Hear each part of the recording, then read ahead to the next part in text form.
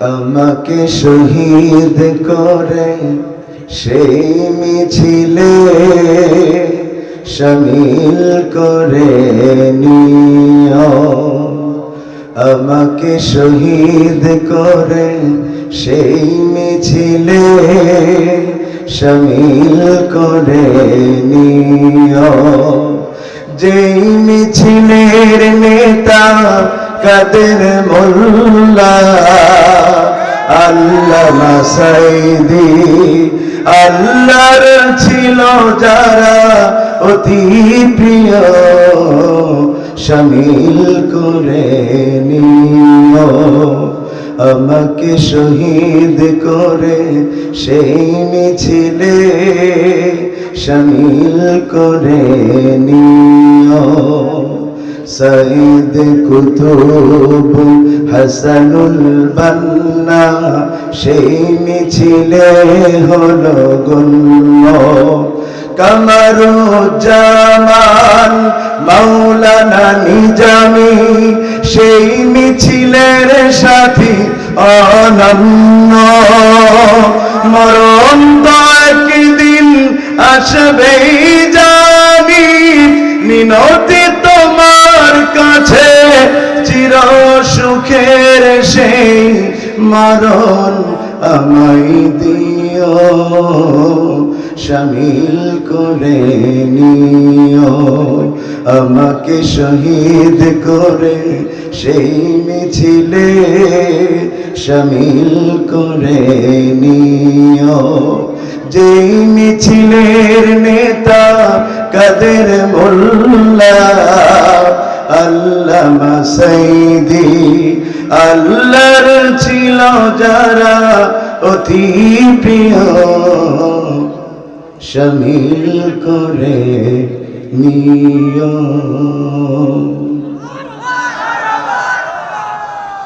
আজকের এই অনিন্দ সুন্দর আয়োজন দুধসরা ভবানীপুর যুব সমাজের উদ্যোগে আজকের এই তাফসীরুল কোরআন মাহফিলের সুযোগ্য সম্মানিত সভাপতি আপনাদের অত্যন্ত সম্মানের জনাব মোহাম্মদ সিরাজুল ইসলাম সাহেব, সেক্রেটারি দুধসরা বাস স্ট্যান্ড জামে মসজিদ। আল্লাহ তাআলা সম্মানিত সভাপতি মহোদয়কে হায়াতে তৈয়্যিবা দান করুন, আমরা বলছি আমিন।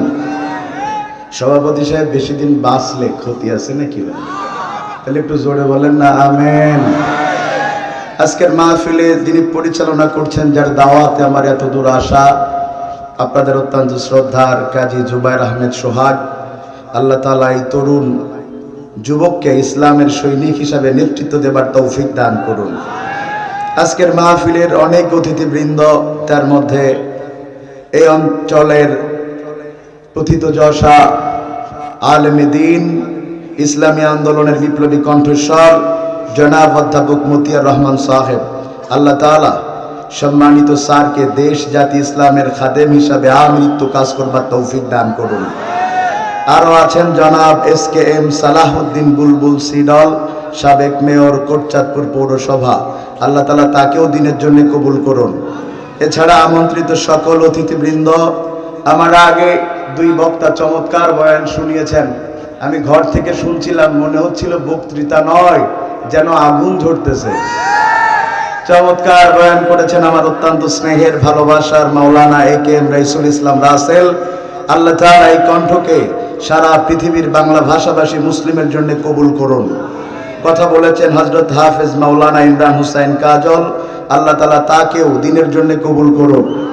এছাড়া উপস্থিত হয়েছেন মঞ্চের সামনে জাতির রাহবার ওলামায়ে কেরাম, এসেছেন বিভিন্ন মসজিদের আইম্মায়ে কেরাম, এসেছেন হাফেজে কোরআন হাজিউল হারামাইন, এসেছেন বিভিন্ন স্কুল কলেজ মাদ্রাসার স্যারেরা উস্তাদেরা, এসেছেন পর্দার আড়ালে সম্মানিতা মা ও বোনেরা, এসেছেন আবার বৃদ্ধা বনিতা, ইসলাম প্রিয় তাওহীদি জনতা। সকলকে আলোচনার শুরুতে আরো একবার ফরমালি সালাম জানাচ্ছি, আসসালামু আলাইকুম ওয়া রাহমাতুল্লাহ। আপনারা সকলে কেমন আছেন? যারা আলহামদুলিল্লাহ বললেন না, তারা কেমন আছেন? তারাও ভালো আছেন। আমাদের সকলকে ভালো রেখেছেন কে? কণ্ঠ যদি আল্লাহ দিয়ে থাকেন, আওয়াজ দিয়ে বলতে হবে সবাইকে, আমাদের সুস্থ রেখেছেন কে? সে আল্লাহর জন্য আওয়াজ দিয়ে সবাই মিলে পড়ছি আলহামদুলিল্লাহ। আমরা পড়ছি রব্বানা লাকাল হামদ হামদান কাসীরান তাইয়িবান মুবারাকান ফীহি। দুরূদ এবং সালাম প্রেরণ করছি বিশ্ব মানবতার মহান আদর্শ আপনার আমার জন্য আল্লাহ তাআলার পক্ষ থেকে প্রেরিত রহমত সাইয়্যিদুল মুরসালিন খাতামুন নবিয়্যিন রাহমাতুল লিল আলামিন মুহাম্মাদুর রাসূলুল্লাহ। দেশ জাতি ইসলামের জন্য যারাই জীবন দিয়েছেন আল্লাহ প্রত্যেককে শাহাদাতের মর্যাদা দান করুন। আপনাদের এই দুধসরা ভবানীপুর অঞ্চল থেকে যত মুমিন মুমিনাত মুসলমান নরনারী কবরবাসী হয়েছেন রব্বে কারীম আল্লাহ তাদের কবরের আযাব থাকলে মাফ করে দিন, তাদের কবরগুলোকে আল্লাহ জান্নাতের বাগান বানিয়ে দিন। আলহামদুলিল্লাহ, আল্লাহ আমাদের পরিবেশ দান করেছেন। এখন আর কোরআনের মাহফিল করার জন্য ওই পাতি নেতা চোরা নেতাদের পায়ে পায়ে ঘোরা লাগে না। এখন মাহফিল করবার জন্য একেবারে ওসি থেকে শুরু করে ডিসি পর্যন্ত ঘোরা লাগে না। যাওয়া লাগতো, খোঁজ নিত কোন বক্তা ওয়াজ করবে, জামাতের নাকি হেফাজতের, ঠিক কিনা বলেন? যদিও অনুমতি দিত তারপরেও বক্তা কোন কথা বলতে পারবে কোন কথা পারবে না সেটা শর্তে জুড়ে দিত। মঞ্চে এসে বসে থাকতো গোয়েন্দা সংস্থার মতো করে। যদি বক্তা কোন রকম তাদের বিরুদ্ধে কোন কথা চলে যেত তাইলে বক্তার মাইক কেড়ে নিত, বক্তার মা বাপ তুলে গালি দিত, কোন সময় বক্তাদের ধরে নিয়ে জেলের মধ্যে ভরে দিত। ও ঝিনাইদহবাসী স্পষ্ট করে আলোচনার শুরুতে বলে দেই, যারা হক কথা বলবার কারণে মঞ্চে উঠে বক্তার মাইক কেড়ে নেয়, বক্তার মা বাপ তুলে গালি দেয়, বক্তাকে মামলা দিয়ে জেলের মধ্যে ভরে দেয়, ইসলামী আন্দোলন করবার অপরাধে যারা আলেমদেরকে ফাঁসির মঞ্চে তুলে দেয়, উতুল্লিম বাদা যালিকা জালিম, ওরা বৈধ ঘরের সন্তান হতে পারে না, বৈধ ঘরের সন্তান হতে পারে না।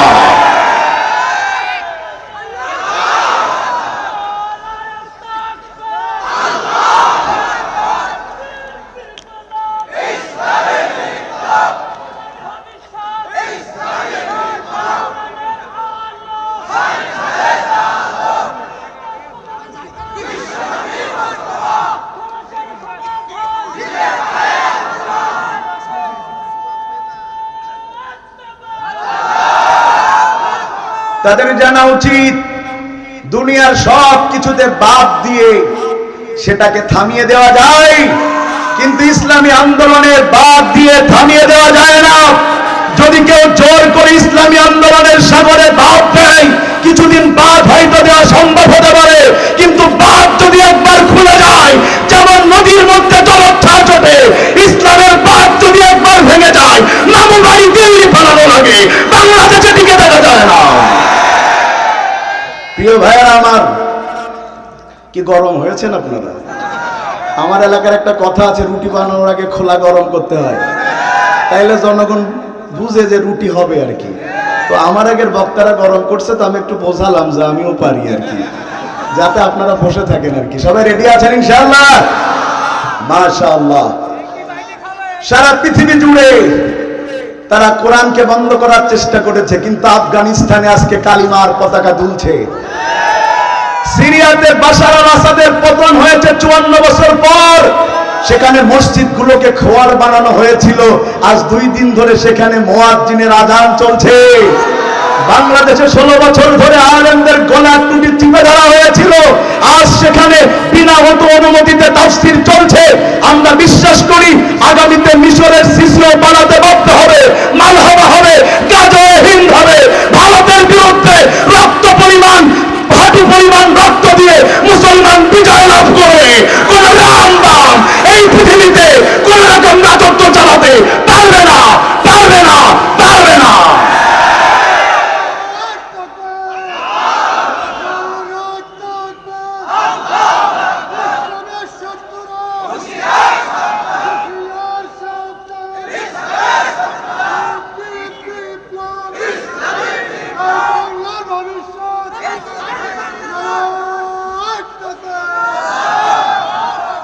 সবার কি মনোযোগ এসেছে আমার দিকে? এবার আমি বলি, আস্তে আস্তে আমার কথা শুনেন, শোনা যাবে ইনশাআল্লাহ। আজকে আমরা একটা বিষয়ের উপরে কথা বলবো। বিষয়টা আমি 2 বার বলবো, 3 নম্বরে আপনাদের বলতে হবে। আজকে আলোচনার বিষয় হচ্ছে ভালো মৃত্যু লাভের উপায়। আমি আরো একবার বলছি, আজকে আলোচনার বিষয় ভালো মৃত্যু লাভের উপায়। যদি আমার কথা বুঝে থাকেন আপনারা বলেন আলোচনার বিষয় কি? পিছনের ভাইরা কি জেতা আছেন না মরি গেছেন? জেতা আছেন আপনারা? বলেন পিছনের ভাইয়ের আলোচনার বিষয় কি? মৃত্যু ভালো হোক আর খারাপ হোক, কোনদিন মরবেন না। কে কে হাত তুলে দেখান। সবাই মরবে? কথা বলে না, সবাই মরবে। যে পাঁচতলায় থাকে সেও মরবে, যে গাছতলায় থাকে সেও মরবে, যে ক্ষমতায় থাকে সেও মরবে, যে বিরোধী দলে থাকে সেও মরবে। সবাই মরবে। 1 মিনিট এদিকেও যাবে না, 1 মিনিট ওদিকেও। আমার আল্লাহ বলেন ইযা জাআজালুহুম লা ইস্তাখিরুনা সাআতাও ওয়া লা ইস্তাকদিমুন। মৃত্যু যদি কারোর চলে আসে 1 মিনিট এদিকেও যাবে না, 1 মিনিট ওদিকেও যাবে না। যদি সে নিজের বাঁচানোর জন্য লোহার সিন্ধুকও বানায় নেয়, তারপরেও সে বেঁচে থাকতে পারবে না। মিস্টার বল্টু তার অনেক শত্রু, কারণ সে মানুষের খালি বাস দেয়। এমন লোক আছে না? খালি রাস্তায় বাস দেয় না, মানুষেরও বাস দেয়। কি বলেন আপনারা? ইমাম সাহেবের কাছে আস্তে করে যে পাশে বসে বলে হুজুর আপনার নাম থানায় দিকে আসলাম। কথা কানা খা। তো হুজুর তো ভীতু মানুষ, বলতেছে দেখলেন তো আমার নামটা কাটায় দেন। তা বলতেছে ওসি সাহেব তো 1 লাখ চাইছে, 50,000 দিনই হইতে পারে। ঝিনাইদাই কি ছিল এরকম লোকজন? মনে হচ্ছে সে হুজুরের কত ভালোবাসে, হুজুর গরু বেচে দিয়েছে, এখন তার জীবনের ভয়, সারা দুনিয়ার লোকের বাস দিয়েছে, এখন যেন তার কেউ মারতে না পারে 40 জন বডিগার্ড রেখেছে। কতজন? তারপরও মিস্টার বল্টু একদিন মারা গিয়েছে। দুষ্টু পোলা পাইনে ফেসবুকে স্ট্যাটাস দিয়েছে আলহামদুলিল্লাহ একটা উইকেট পড়িছে। কথা কন না? লোকজন কাছে গেল, যে বলল তোরা 40 জন বডিগার্ড থাকতে বল্টু মরল কেমনে? বডিগার্ডেরা বলছে আমরা বডির গার্ড ছিলাম, বডি তো ঠিকই আছে, একটা পশমও আমরা কিছু হইতে দেই নাই, কিন্তু রুহের তো কোনো গার্ড হয় না। কখন তো নিয়ে গেছে আল্লাহর কিরে কিটে কষছি আমরা টের পাইনি। তার মানে বোঝা গেল বডির গার্ড হয়, রুহের কোনো গার্ড হয় না। আমার কথা কিন্তু এবার মন দিয়ে বুঝতে হবে, আস্তে আস্তে ডোজ বাড়বে, মন দিয়ে বুঝতে হবে ইনশাআল্লাহ। খুব মন দিয়ে বুঝেন। আকাশ দিয়ে প্লেন যায়, কথা বলে না যায়? যদি কেউ মনে করে প্লেনে উঠে একটু জানালা খুলে ঠান্ডা বাতাস খাবো, খুলতে দেবে? ওকে তো প্লেনের কর্মচারীরা টুস করে ধরিয়ে পদ্মা সেতু কিছু হবে, কথা বলে না, টুস করে ফেল দেবে না? যেভাবে শেখ হাসিনা ডক্টর ইউনিসেফ টুস করে ফেল দিতে চাইল, খালি ফেলে দিতে চাইনি, বলেছে টুস করে ফেলে দিয়ে চুবাবো তুলবো, চুবাবো তুলবো, খালেদা জিয়াকে চুবাবো তুলবো। আল্লাহ কয় কোথায় চুবাবি? একবার আরব আমিরাত যায় জায়গা দেয় না, কানাডায় যায় জায়গা দেয় না, ইংল্যান্ডে যায় জায়গা দেয় না, শ্বশুর বাড়ি ছাড়া আর কোনো জায়গা হবে না। আর চারবার দিয়ে ঘুরতে চার বলতেছে শর্ট করে ঢুকে পড়বো। কি করে ঢুকে পড়বে? শুনে না, আমি স্পষ্ট করে বলছি, যদি ওই স্বৈরাচারিণী মহিলা এদেশে ঢুকতে চায় ঢুকতে পারবে, হয় মৃত ঢুকা লাগবে আর নয় মরার জন্য ঢুকা লাগবে। প্রিয় ভাইয়েরা আমার কথা শুনে নেবার, তাইলে আমরা বুঝলাম প্লেনের জানালা খোলা যায় না, কথা ঠিক? কারণ এটা তো ঝিনাইদহ চুয়াডাঙ্গার লোকাল বাস না, ঠিক কিনা বলেন? কেন জানালা খুলতে দেয় না? কারণ বাতাস যদি ঢুকে প্লেন ব্যালেন্স হারিয়ে ফেলবে, ক্রাশ হয়ে পাইলটও মারা যাবে, যাত্রীরাও। তাইলে আমরা নিশ্চিত হলাম প্লেনের মধ্যে কোনো বাতাস ঢুকে না। ওই প্লেনের মধ্যে কোটি কোটি টাকার মালিক আব্দুল আজিজ সাহেব উঠে বসলেন, 1 গ্লাস লেমন জুস খাইলেন, কিছুক্ষণ পর নড়াচড়া নাই। লোকেরা বললো কি বেঁচে আছে না মরে গেছে? নাকের কাছে আঙুল নিয়ে দেখে লোকটা বেঁচে নাই। আপনাদের কাছে আমার প্রশ্ন, যেই প্লেনের মধ্যে বাতাস ঢুকতে পারে না, ওই প্লেনের মধ্যে পৃথিবীর চাইতে বড় দেহের মালাকার মাউন্ট ঢুকলো কি করি? কথা করছেন না কেন? কথা ঠিক। পৃথিবীতে কেউ স্থায়ী হয় না, হোক না সে ফেরাউন কিবা নমরুদ, কেউ ভাবে চিরকাল রয় না।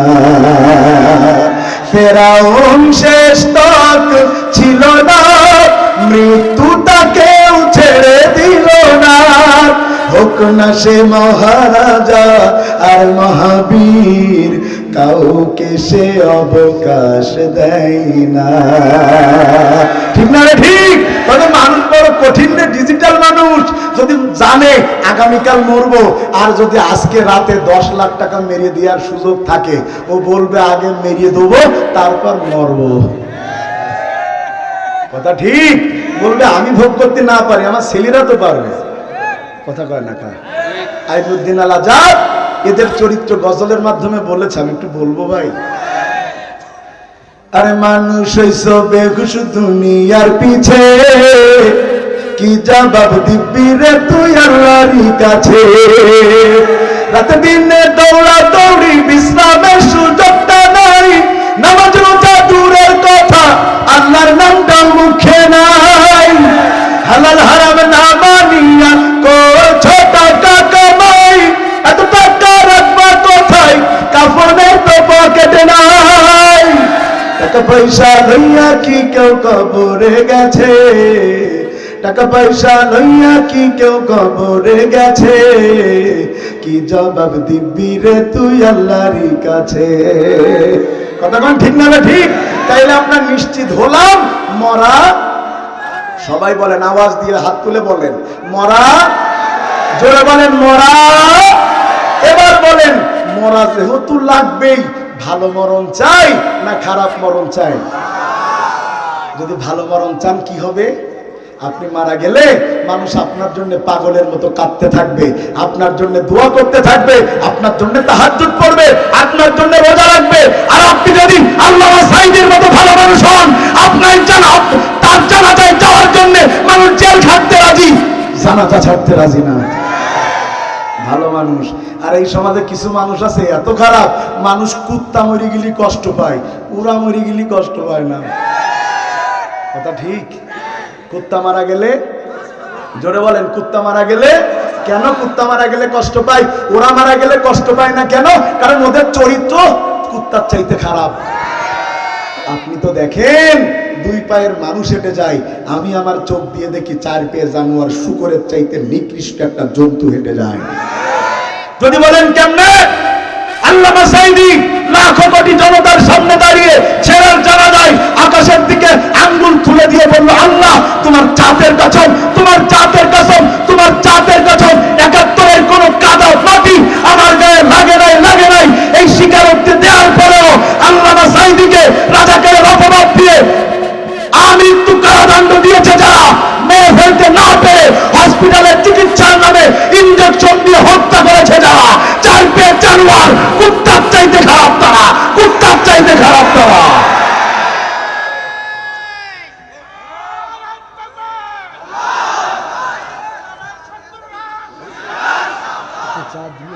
লাগবে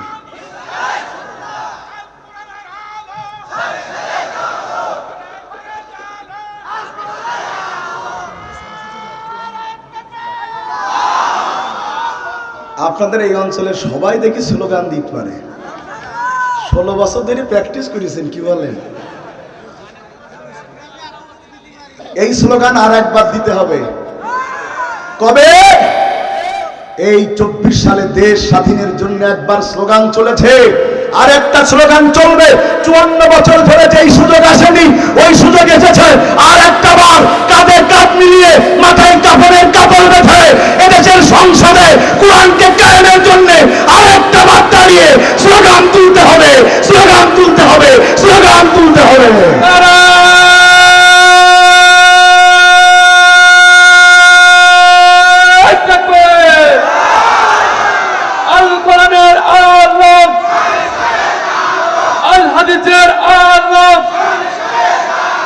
ইসলামের শত্রুরা হুঁশিয়ার সাবধান, বিপ্লব নারায়ণ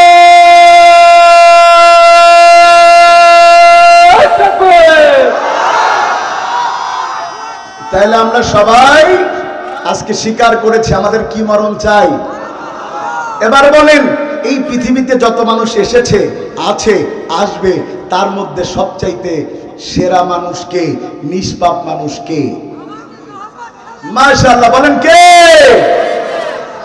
এতটা নিষ্পাপ যার সম্পর্কে হযরত আয়েশা রাদিয়াল্লাহু তাআলা না বলেন, আনতা রাজুলুন গুফিরা লাহু মিন জামবিহি তাকাদ্দামা তাআখার। ও নবী, আপনি তো সেই ব্যক্তি যার আগেও কোনো গুনাহ নাই, পরেও কোনো গুনাহ করার সুযোগ নাই। যেই নবী খালি জান্নাতে যাবে তাই না, আল্লাহর অর্ডারে আপনাকে আমাকে ভালোবেসে আল্লাহর জান্নাতে নিয়ে যাবে। ওই নবী পর্যন্ত প্রতিদিন সকাল সন্ধ্যা দোয়া করতেন, আল্লাহুম্মা ইন্নী আসআলুকা হুসনাল খাতিমা, আল্লাহুম্মা ইন্নী আসআলুকা হুসনাল খাতিমা। ও আল্লাহ, তুমি আমাকে ভালো মরণ দাও, ও আল্লাহ তুমি আমাকে ভালো মরণ দাও। তাইলে পৃথিবীর সবচাইতে মাসুম নিষ্পাপ মানুষ যদি ভালো মরণ চায়, ও ঝিনাইদহবাসী, আপনার আমার ভালো মরণের দরকার আছে না নাই? এবার আসেন, ভালো মৃত্যু লাভের উপায় 5টা। হাত উপরে তুলে দেখান, বলেন ভালো মৃত্যু লাভের উপায় কয়টা? আরো জোরে, জোর হলো না, জোরসে বলেন। মাশাআল্লাহ, 5টা মার্কায় কেউ ভোটে দাঁড়ালে তো খুব খুশি হইতো, কারণ 16 বছর ধরে বিরানি দিয়েতে এত জোরে ডুঙার আওয়াজ হয়নি। কথা বলেন না কে? ভালো মৃত্যু লাভের উপায় কয়টা? এবার একটা আঙুল আকাশের দিকে দিয়ে বলেন 1 নাম্বার। সবাই বলেন 1 নাম্বার। আল্লাহর হাবিব বলেন, আল্লাহ রাসূলের জলিল কদর সাহাবী নাম তার মুআয ইবনে জাবাল, তিনি বলেন, ওয়ান মুআয ইবনে জাবাল রাদিয়াল্লাহু তাআলা قال قال رسول الله صلى الله عليه وسلم من كان آخر كلامه لا إله إلا الله دخل الجنة. الله أكبر. আল্লাহ রাসূলের জলিল কদর সাহাবী নাম তার মুআয ইবনে জাবাল, তিনি বলেন, আল্লাহ রাসূল বলেছেন, যদি কোনো আল্লাহর বান্দা মৃত্যুর সময় একটা বার কষ্ট করে বলতে পারে লা ইলাহা ইল্লাল্লাহ, আমার আল্লাহ তাকে ভালো মৃত্যু দান করে আল্লাহর জান্নাতে পৌঁছায়া দিবে। সুবহানাল্লাহ, জোরেই হইছে। এবার কেন জোরে হইছে? কারণ জোরে হইছে এই কারণে যে আমার এলাকায় বলে কুতিয়ে কুতিয়ে। আপনারা কি বলেন? ওই যে খাইতে পাচ্ছে না তাও জোর করে কে কি কুতিয়ে কুতিয়ে, আর কত খাবি? আপনারা কি বলেন? কুতিয়ে কুতিয়ে, কুতিয়ে কুতিয়ে। এই 2-1জন কোথায় যাচ্ছেন চাচা? ও শিশু ভাই আমার, আমি কিন্তু মেহমান, আপনারা মেজবান, আমাকে রেখে চলে যাওয়া কিন্তু ভদ্রতা হবে না। আছেন তো আমার সাথে ইনশাআল্লাহ? খালি প্রস্তাব লাগলে উঠতে পারবেন, তবে যদি কেউ প্রস্তাব ফেরার নাম খুঁজে বাড়ি যাওয়ার ধান্দা করেন, এমন বদদুয়া করব ও প্রস্তাব শুরু হবে মরার আগে শেষ হবে না। কিডা কিডা বাড়ি যায় এবার আমি দেখব কে ওঠে। সবাই আছেন ইনশাআল্লাহ? তাইলে বললাম কুতে কুতে। যদি কেউ মনে করে মরার সময় একটা বার কষ্ট করে কুতে কুতে বলবো লা ইলাহা ইল্লাল্লাহ, আল্লাহ সোজা জান্নাতে পৌঁছায় দেবে। সাতক্ষীরার ভাষায় বলতে হয়, অতরা গুড় আইছের না। সভাপতি সাহেবের বাড়ি আজকে আমার খাওয়া ছিল। রিপন আমারে গুড় দিয়ে শাক আলু দিয়েছে। কই রিপন কই? গুড় দিয়ে শাক আলু দিয়েছে। গুড় এত টেস্টি হয়েছে, আমি কই গুড়টা আমার তো বাড়ি নিয়ে যাওয়া লাগবে। পরে বাড়ির জন্য যা নিছে আমার আবার হান্দাই দিছে, গাড়িতে রয়েছে নিয়ে যাব।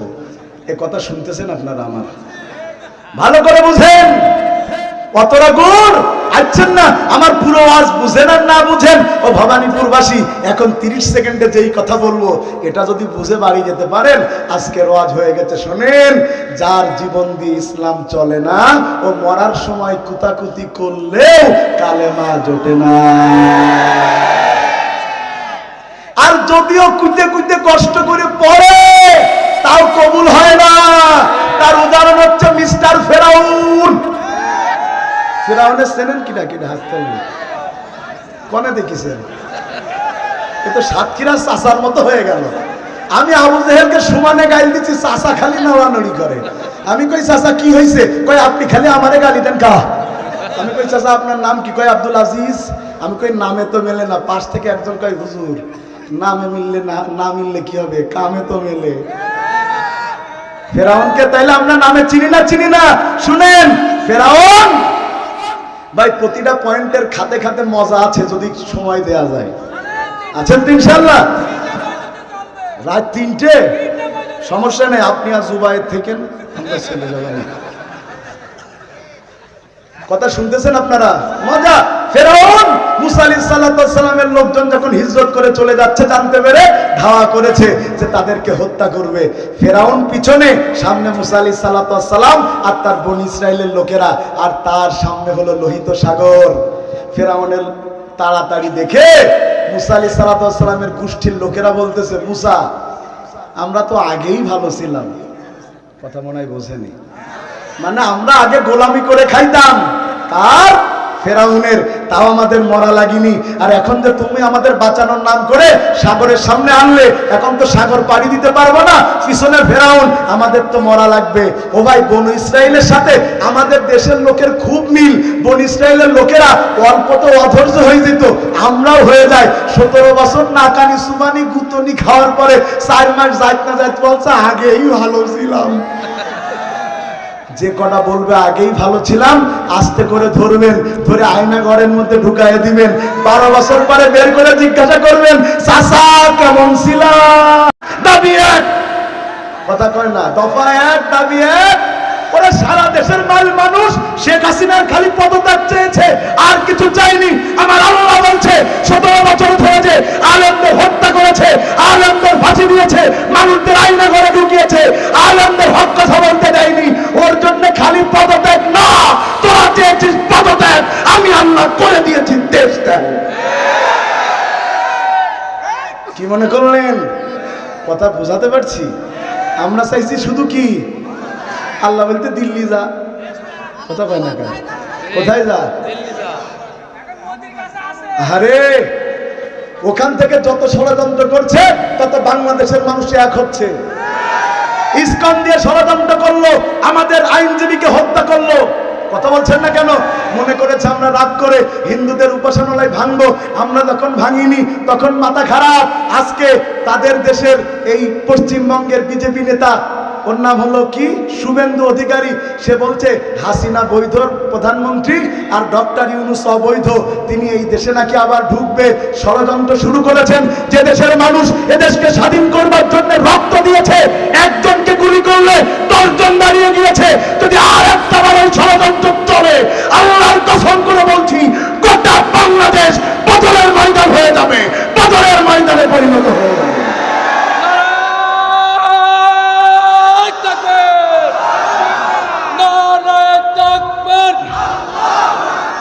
ইসলামের শত্রুরা হুঁশিয়ার সাবধান বিপ্লব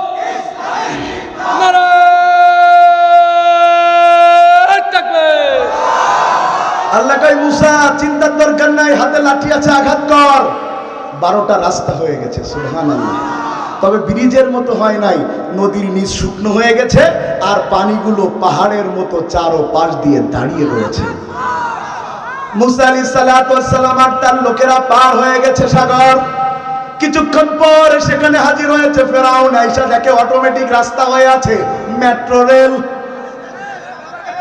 রেল না রাস্তা হয়ে আছে ফেরাউনের লোকেরা বললো ফেরাউন তুমি আসার আগে রাস্তা হলো তুমি তো খোদা আগে তো তুমি বানাই রাখি চাও নাকি ফেরাউন তো এমন জাতের জাত অন্য লোক করলেও বলে আমি করেছি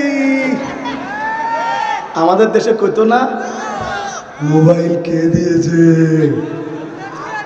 ভুলে গেছে মনে হয় কই মোবাইল কে দিয়েছে পোলাপান আইফোন কিনতে যে কিডনি বিক্রি করতেছে কথা বল না তাই মোবাইল সে দিয়েছে অভ্যাস শোনেন সে যুগের পুরুষ ফেরাউনের অভ্যাস ছিল যা হতো নিজে ক্রেডিট নিত এদেশের মহিলা ফেরাউন একই কাজ করত সারা দেশে 560টা মডেল মসজিদ হয়েছে আল্লাহর কসম একটা টাকাও বাংলাদেশ সরকার দেয়নি সব টাকা দিয়েছে সৌদি আরবের সরকার আর উনি সারা দেশে যায় আর বলে মসজিদ আমি করে দিয়েছি তোর বাবার টাকা দেয় না ওরা ফেরাউন বললে তো ভুল হবে মামুনুল হকের মতো করে বলতে হয় একটা নমরুদ একটা ফেরাউন একটা আবু জেহেল একটা আব্দুল্লাহ বিন উবাই একটা মেশিন দিয়ে বের করে দিলে অপর পাশে হাসিনা হয়ে বের হবে।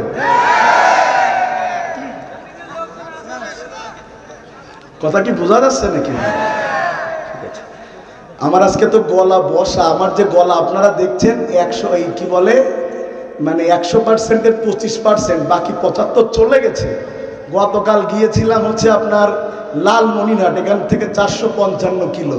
কে জানে ওখানে একেবারে শীতের বন্যা বয়ে যাচ্ছে, এত ঠান্ডা কম্বল দিয়েও কাঁপতেছি। তবে লালমনিরহাট যে ভালো লেগেছে, কারণ ওই যে বিমানবন্দর আবার তৈরি হচ্ছে। কথা বলছেন না কেন?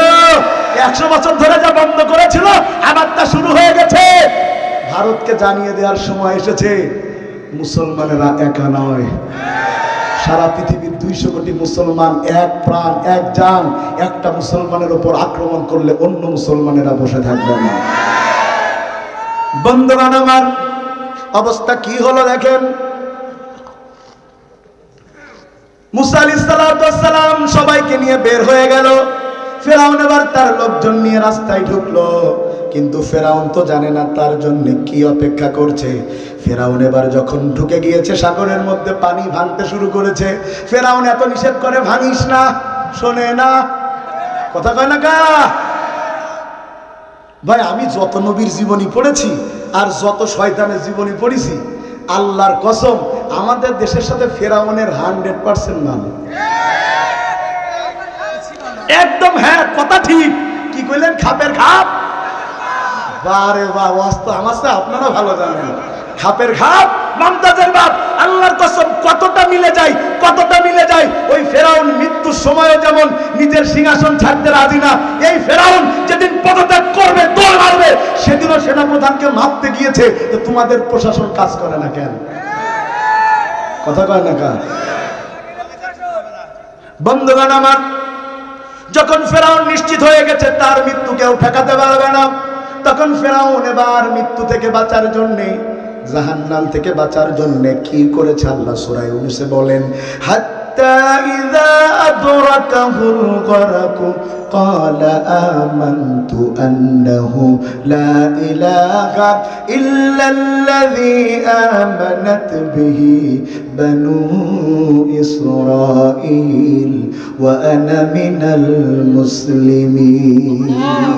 ফেরাউন যখন নিশ্চিত সে মরে যাবে, তখন বলছে আমি ঈমান আনলাম সেই আল্লাহর উপরে, যে আল্লাহর উপরে বনি ইসরাঈলরা ঈমান এনেছে, আর আমি একটা মুসলমান। কি ফেরাউন যদি নিজের মুসলমান দাবি করে, 1600 বছর ধরে হুজুর পিটিয়ে, কথা কয় না কা, এক মুসার আক্রমণ ঠেকানোর জন্য 25,000 আলেমকে হত্যা করেছে এই ফেরাউন, আর আমাদের দেশেরটা লাখখানিক মেরেছে।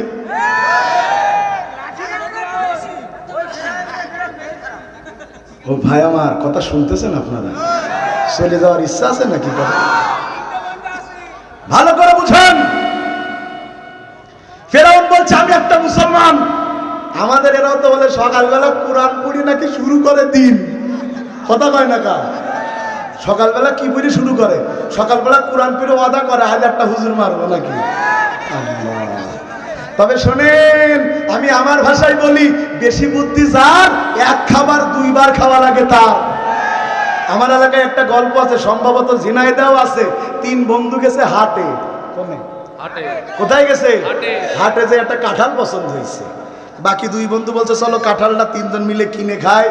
এর মধ্যে একটা বন্ধু কিপটে আর বুদ্ধিমান, ও বলতেছে কাঁঠাল যে কিনে খাবো, কেউ কম খাবা কেউ বেশি খাবা, আর সমান টাকা দেবো তা হবে না, বরং কাঁঠালের দাম ফেলবা, এরপরে কাঁঠাল খাবো, যার সামনে যে কটা বিচি সে কটা টাকা দেবে। শুনেছেন কথা? চলে এসছে, 3 জন মিলে কাঁঠাল খাচ্ছে, বাকি 2টা কাঁঠাল খায়, বিচি সামনে রাখে, আর এই বুদ্ধিমানটা বিচি শুদ্ধ খায়ালায়। খাওয়া দাওয়া শেষে গুনতেছে, একজনের সামনে 52, একজনের সামনে 57টা বিচি, আর বুদ্ধিমানটার সামনে 3টা। কয় তুই খালি? কয় ওই তো 3টাই খেলাম। তা বলছে তাহলে তোরা টাকা দেওয়া লাগবে না, আমরা 2জন টাকা দিয়ে বাড়ি যাই। ও মাল খেয়েছে মোট 75টা, বাইরে 3টে, ভিতরে কটা। আনন্দে আনন্দে বাড়ি চলে গেছে, মুখে খুব হাসি। বউ কয় কি হয়েছে? কই বুদ্ধি থাকলে হয়, কই কি হয়েছে কও না কা, কিছু হয় না, আনন্দের চোখে শুয়ে আছে। গরমকাল এমনি কাঁঠালটাই সহ্য হয় না, আর বিসি শুদ্ধ খেয়েছে, ও কি সহ্য হয়? বৃষ্টি এসে গেছে, আকাশ ডাকতেছে কলকল করে, আর ওর পেটের মধ্যে ডাকতেছে কলকল করে। বউরে বলতেছে অবস্থা যা মনে হচ্ছে বাথরুমে যাওয়াই লাগবে, তাড়াতাড়ি পানি আন। বউ পানি আনতে গেছে, পানি নেওয়ার টাইম নেই, বৃষ্টি হচ্ছে বলে বাথরুমেও যেতে পারিনি, ঠিক চাল সোজা করে ঝেড়ে দিয়েছে। ঝেড়ে দেওয়ার পরে যে এরা মাছ তো ঢুকইলা, এরা মাছ তো বেরোয় 72 পিস বিসি শক শক করতে আছে। সকালবেলা কাজে যাবে, বউ বলতেছে কাল তো বাজার টাজার করে আনুনি, রানবো কি? বলছে একটা দিন বাড়ির আশেপাশে যা পাও তাইতে চালাই নাও। হায় হায়, ওই পাশে যাই কিছু পায় না, ও পাশে যাই কিছু পায় না, পিছনে যে দেখতেছে 72 পিস বিসি শক শক করতে আছে। কই আল্লাহ যখন দেয় সব্বর ভরি দেয়। 72 পিস কোয়া নিয়ে যে সুন্দর করে মাখো মাখো মাখো মাখো ঝোল করে রান্না করি। স্বামী সারাদিন কাজ করে বাড়ি এসছে, বাড়ি এসে দেখতেছে ভাত দে, ভাত দিয়েছে আর কাঁঠালের বিচি রান্না দিয়েছে। এখন স্বামীর তো আর মনে নেই সে কথা, ক্ষুধার চোটে যখন 8-10 লোকমা খেয়ে পেট অর্ধেক ভরে গেছে, হঠাৎ মাথায় এসে 1 মাসের মধ্যে কাঁঠাল কিনিনি, বিচি পেল ওখানে। চোখ মোটামুটি হয়ে গেল, কি হয়েছে? আগে বল বিসি পালি কনে। বলছে আর কইয়ে না, আল্লাহর উপর ভরসা করে বেরোইছি, ঘরের পেছনেই পেয়ে গেছি। স্বামী বলতেছে আল্লাহ আমি আর জীবনে বুদ্ধি করব না। বউ বলছে কিসের বুদ্ধি? চুপ কর। আল্লাহ আমি আর বুদ্ধি করব না। বউ বলছে কিসের বুদ্ধি? বলছে কলাম তো বুদ্ধি করব না, আগে যদি জানতাম বেশি বুদ্ধি খাই করলে যেই খাবার মুখ দিয়ে ঢুকিয়েছে ওই খাবার নিচ দিয়ে বের করে আবার মুখ দিয়ে ঢুকাবে, আল্লাহর কসম বেশি বুদ্ধি করতাম না। এদেশে বেশি বুদ্ধি আলারা মনে করেছিল আমাদের কেউ ক্ষমতা থেকে নামাতে পারবে না, ট্রাইব্যুনাল গঠন করেছে, সেখানে আলেমদেরকে ফাঁসি দিয়েছে। আজকে ট্রাইব্যুনাল সেখানেই হয়েছে, তার নামে হাজার হাজার মামলা হয়েছে। বেশি বুদ্ধি যার, ফাঁসিতে যাওয়া লাগবে তার। সালাউদ্দিন কাদের চৌধুরী বলেছিল যে আমারে ফাঁসি দেয় দিক, কিন্তু ট্রাইব্যুনাল যেন থাকে। আল্লাহ তার দোয়া কবুল করেছে, ট্রাইব্যুনাল আবার পুরো পুনর্গঠন করা হয়েছে। শোনেন, নিজামীকে হত্যা করেছে, মুজাহিদকে হত্যা করেছে, আল্লামা সাঈদীকে হত্যা করেছে, শাখা চৌধুরীকে হত্যা করেছে, সব মিথ্যা সাক্ষী দিয়ে। আর এই খুনি হাসিনাকে ফাঁসি দিতে গেলে মিথ্যা কোনো সাক্ষীর প্রয়োজন হবে না, মিথ্যা সাক্ষীর প্রয়োজন হবে না। এক শাপলা চত্বর দিয়ে আর 5 আগস্ট দিয়ে 1 কোটি বার ফাঁসি দিলেও এর শাস্তি কম হবে না। বেশি বুদ্ধি করবেন কি ডাকে, এবার হাত তোলেন। ওই বেশি বুদ্ধি একটা ছিল মানিক্যা। মানিক্যা চেনেননি বোধ হয়, বিচারপতি। হায় হায়, এ তো বিসি খেয়ে ফেলেছে, আর আল্লাহ মানিক্যার বিসি ফাটায় লিছে।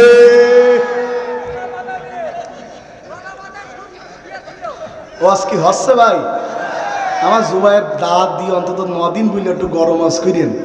আমি বললাম গরম মাছ করা ছেড়ে দিছি, ও তা শুনবে না। ভাই ঝগড়া দুজন মিলে করলি, ও চিল্লাম আমিও চিল্লাম। এখন আমি যার সাথে ঝগড়া করতে তো দিল্লি রয়েছে, একলার কত ঝগড়া করবো। এখনো 1000 পর্যন্ত যায়নি। মাশাআল্লাহ, নারায়ে তাকবীর। ফেরাউন যখন বলল আমি ঈমান আনতে চাই, এবার আল্লাহ কি বলছেন? আমার আল্লাহ বলেন আল-আন ওয়াকাদ আসাইতা ক্বাবলু ওয়া কুনতা মিনাল মুফসিদিন। তুমি এখন ঈমান আনছো, অথচ দুনিয়াতে তুমি নাফরমানি করেছো, ফাসাদ তৈরি করেছো।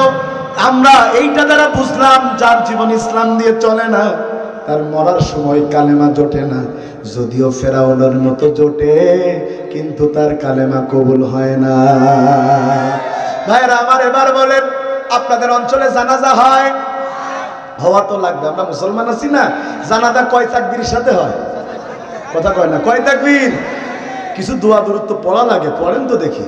কই পড়ে? পারে না তো পড়বে কত হোক। একটাই তো ভেজাল ইমাম বলে রেখেত হোক। এরা আপনি অন্যটাই পড়তে পারছেন না, আপনারটাই কে পড়বে? তবে শুনেন, ওই চতুর্থ তাকবীরের আগে আমরা একটা দোয়া পড়ি। অধিকাংশ মুসল্লি তো অর্থ জানে না, ওরে ইমাম পর্যন্ত জানে না। যে এক ইমাম 24 বছর ধরে দোয়া করতেছে, রব্বি হাবলি মিনাস সলিহিন। যুবক এক যে বলতেছে, হুজুর এই দোয়া যে আমার জীবন যতদিন ততদিন ধরে শুনছি, অর্থ কি? কই অর্থ তো জানি না, খালি দোয়া জানি। দোয়া নিয়ে চলে গেছে বড় আলেমের কাছে।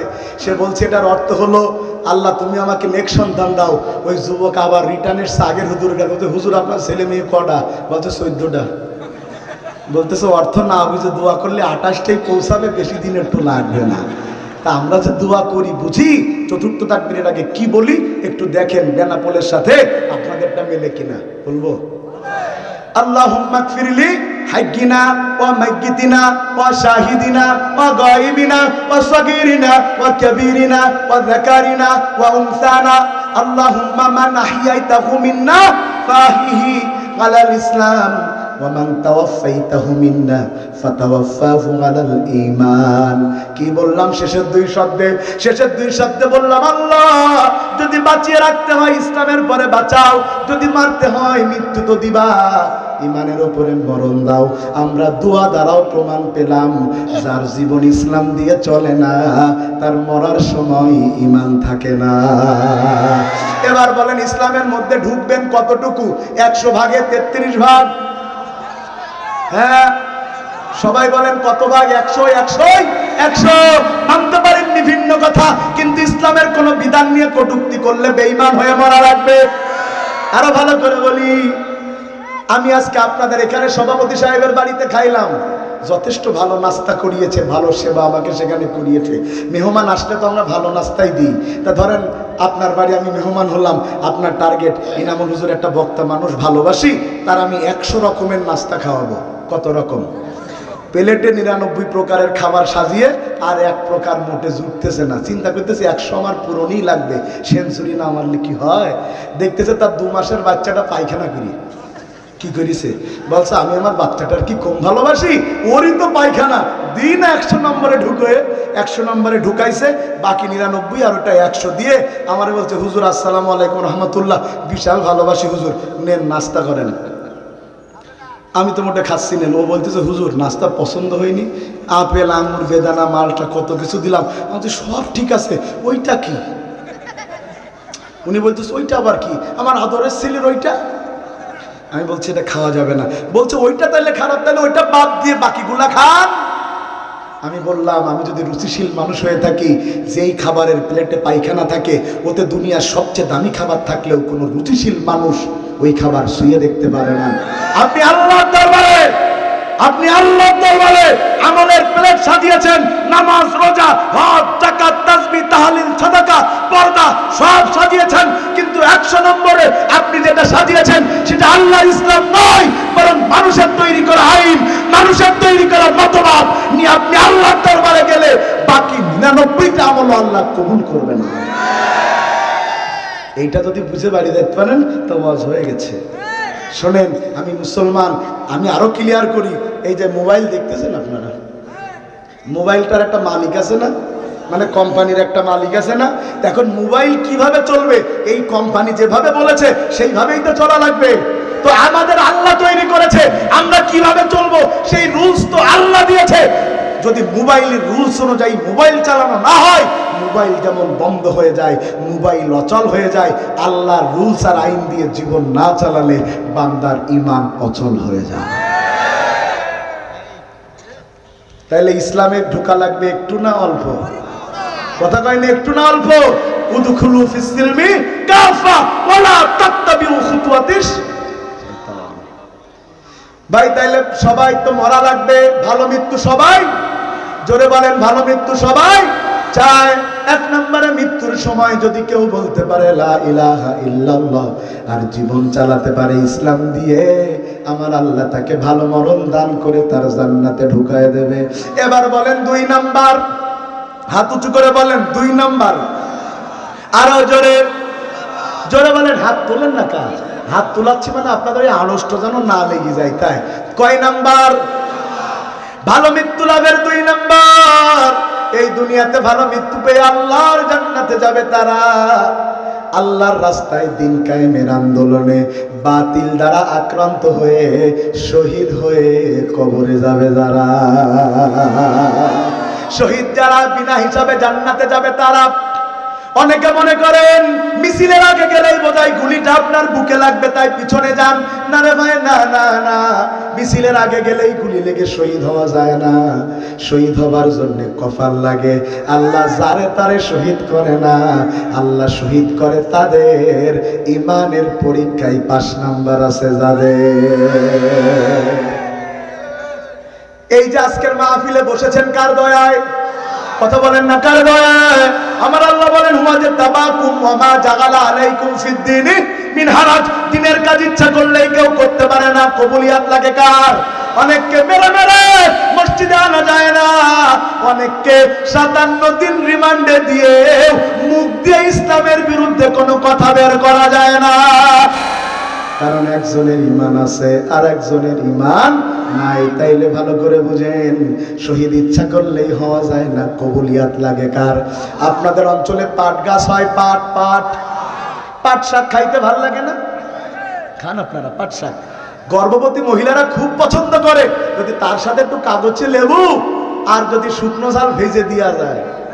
এ তো লোভ লাগ দিয়েছে দেখতেছি, দিতে পারবো না, বোঝাচ্ছি ভালো করে বুঝেন। এই পাট শাক গর্ভবতী মহিলার খাইতে পছন্দ হলো, সে তার বাড়ির ছোট বাচ্চাটাকে বলল যা মাঠ থেকে পাট শাক নিয়ে আয়। ও তো আর বোঝে না, ও যেই পাকা পাকা বড় বড় পাতা নেছে, ও মনে করতেছে নিয়ে যাবো, তা ছোটটা নেবো কেন? তারপরে সেই পাতার মধ্যে ফুটো বোঝেন তো নাকি? আপনারা কি বলেন? হ্যাঁ হ্যাঁ, ফুটো হয়ে গেছে, কথা ঠিক আছে ভাই, ভাষা না বুঝলি তো বিপদ। ওই সিরাজগঞ্জে ওয়াজ করতে গেছি, এক মুরব্বী আমারে খাওয়াচ্ছে, আর কিছুক্ষণ পরে পরে কয় হুজুর সুরা লেন, সুরা 10-15 বার বলিছে। তার মধ্যে সেই থেকে বলছেন, আমি তো দিতে বললাম, দিচ্ছেন না কেন? বলে 5 বার দিছি, আবার কবার দেবো? এখন আমি তো সব চিনি, সুরা চিনি নে। বলছে আর একটু দেন, দেখছি ঝোল দিচ্ছে। আমি বলছি ঝোল, সুরা মানে ঝোল ঝোল? কয়েছে হ্যাঁ ওইটাই। সুরা মানে কি? ঝোল। তা ফুটো আরো ভালো করে বুঝবেন, পোলাপান ব্যামসন খায়, গোল্ড লিফ কি কয়, গোল্ড লিফ না কি কয়, ওই খায়, ওই আগুন পুড়ে টাকা ফুটো হয়ে যায়। হয় ওই টাকা তখন রিক্সাওয়ালা ভ্যানওয়ালা কেউ নেয় না। পোলাপান বলে কেউ নিক আর না নিক, ভবানীপুরীর মসজিদ তো নেবে। কথা কয় না কা? দেখবেন যত ফুটো আর ছিদ্র টাকা সব আল্লাহর ঘরে দিয়ে বছর শেষে এতটা হই। কথা কয় না কা? আছে এমন পাবলিক আছে না? শুনেন, পাতা যখন এনেছে, ওই গর্ভবতী নারী বলছে তুমি কি পাগল? এরকম পাকা পাতা, ছিদ্র পাতা কি রান্না করা যায়? এই ঝিনাইদহবাসী, যদি কিনা রান্নার জন্য ছিদ্র পাতা না চলে, আল্লাহ শাহাদাতের মর্যাদা দিয়ে জান্নাতে দেবে। ফুটো ইমানদার না, ছিদ্র ইমানদার না, মুনাফিকদেরকে না, আল্লাহ শাহাদাতের মর্যাদা দিবে তাদের ইমানের পরীক্ষায় আল্লাহর সাথে সম্পর্ক হয়েছে যাবে।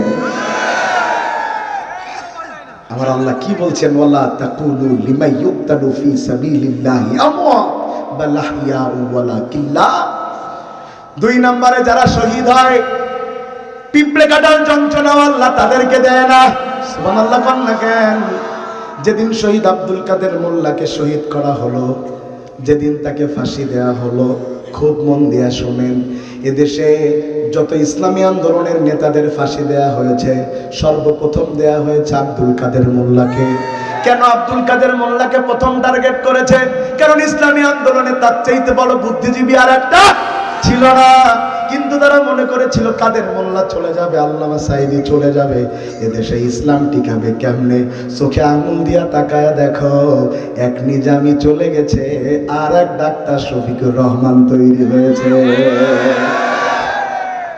কি মনে করছো?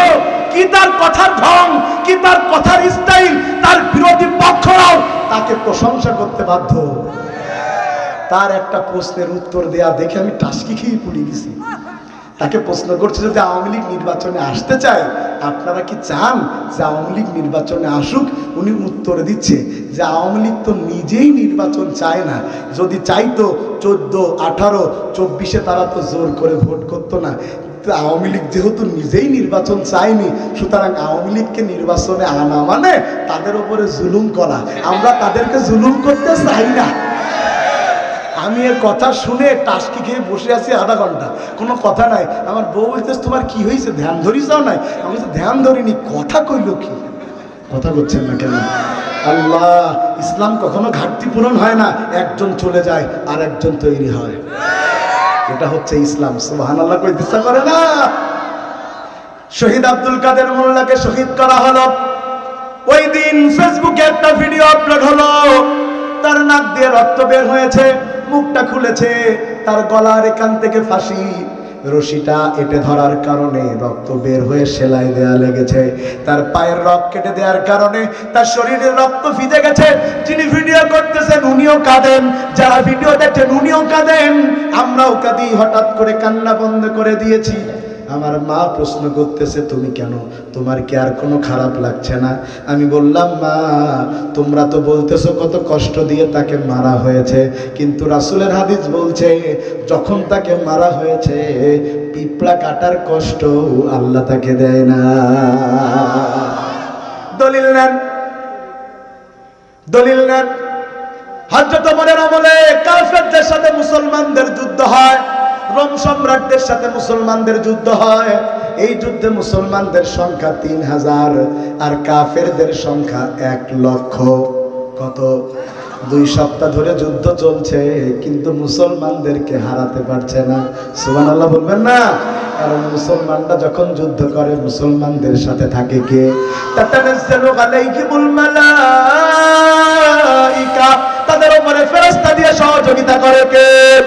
প্রিয় ভাইয়ের আমার, যুদ্ধ যখন চলছে বাদশা কারজিয়াস ডাক দিয়ে বলল, আমাদের এত অস্ত্র আছে, আমাদের এত সম্পদ আছে, এত সৈনিক, তারপরেও কেন আমরা যুদ্ধে জিতি না? সৈনিকের তিনি গোয়েন্দা সংস্থার লোক পাঠালেন, তারা সব থেকে শুনে এসে বলল, কিয়ামত পর্যন্ত যুদ্ধ করলেও মুসলমানদের সাথে জয়ী হওয়া যাবে না। সুবহানাল্লাহ বলেন।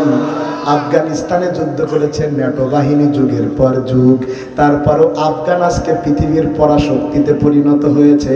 আফগান প্রমাণ করে দিয়েছে সারা পৃথিবী এক জায়গায় হলেও আল্লাহর ক্ষমতার সমান হওয়ার অধিকার কেউ রাখে না। ঠিক না? ঠিক।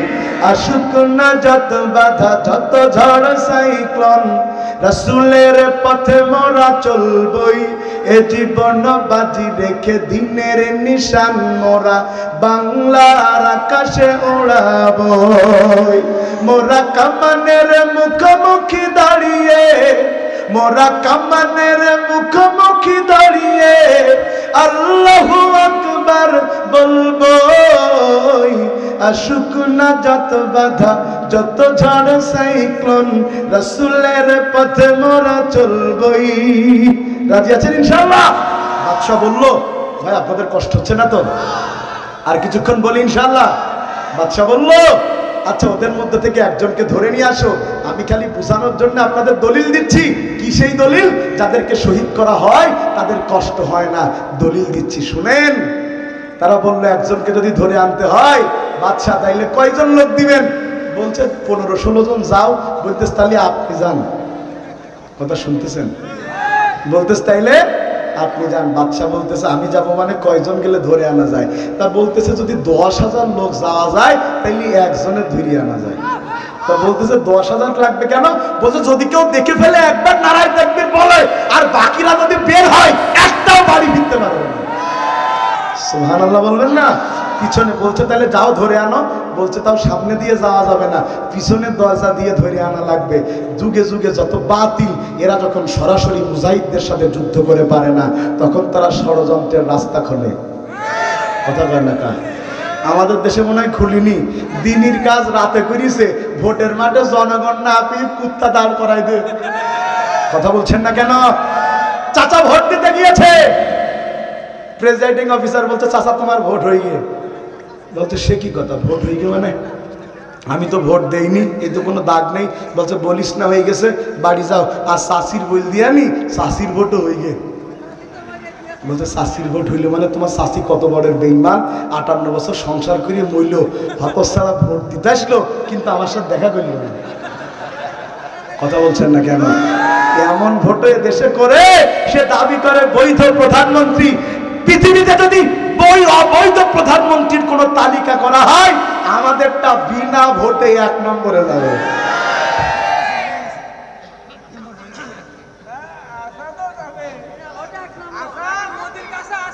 ঠিক আছে। বাড়ি থাকে, ঠিক আছে, নারায়ে তাকবীর। চলে গেছে জঙ্গলের কাছে, তারা বসে আছে। মাগরিবের সময় আজান হতে শুরু করেছে, নামাজ পড়াতে শুরু করেছে। ওই ক্যাম্পে 300 জন মানুষ, 300 জন 3টে লাইনে, ইমাম একটা সামনে, তেলাওয়াত শুরু করেছে সূরা ফাতিহা। এরা শুনে পাগলের মতো পিনপতন নীরবতায় শুনছে আর বলছে, এত ভালো গান জীবনে শুনিনি। সুবহানাল্লাহ কই দিশা করে না ভাই। কোরআন তেলাওয়াত কখনো পুরনো হয়? 70 বছর বয়স, নামাজ পড়ছে 15 বছর বয়স থেকে, এই 55 বছর প্রতিদিন নামাজ পড়ে, প্রতিদিন সূরা ফাতিহা পড়ে। তাও কেউ কোনোদিন বলেনি যে আমার এই সূরা ফাতিহা শুনতে আর ভালো লাগছে না। দুনিয়ার সবকিছুর মজা ফুরায়, কোরআনের মজা ফুরায় না।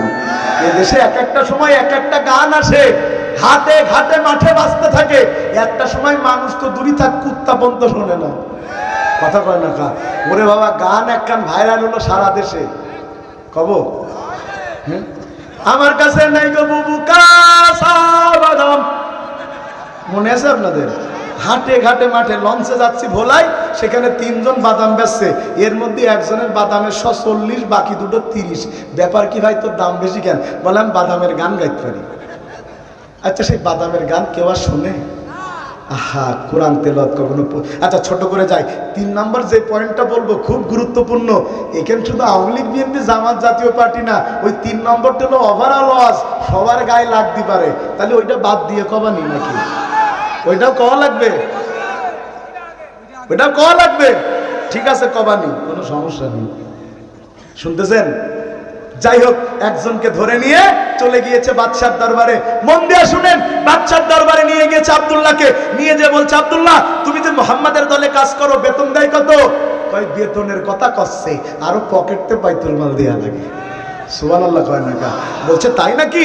তাইলে তো মনে হয় হুজুর মানুষ, টাকার লোভ দেখালি কাজ হবে। বলছে তোমারে মাসে 10,000 স্বর্ণ মুদ্রা বেতন দেবো, আমার মেয়েটার সাথে বিয়ে দেবো। তুমি খালি মুসলমানদের ওই সৈনিকদের পদ ছেড়ে আমাদের পদে চলে আসো। ওরা জানে না মুসলমানের কাছে গোটা দুনিয়ার চাইতে ইমানের দাম বেশি। আল্লামা সাঈদীর যেই কথা আমরা বলি, কোরআনের পাখি বলি, তিনি তো শুধু কোরআনের পাখি নন, তাকে যে কত ধরনের প্রস্তাব অবৈধ সরকার দিয়েছে, উনি যদি মানতেন উনার মরা লাগতো না। বলেছে বিদেশে যেয়ে থাকতে চান, যা লাগে দেব।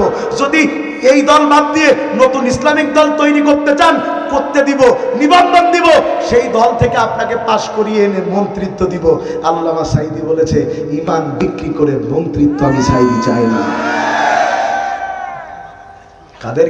কাদেরকে কিনতে চাও?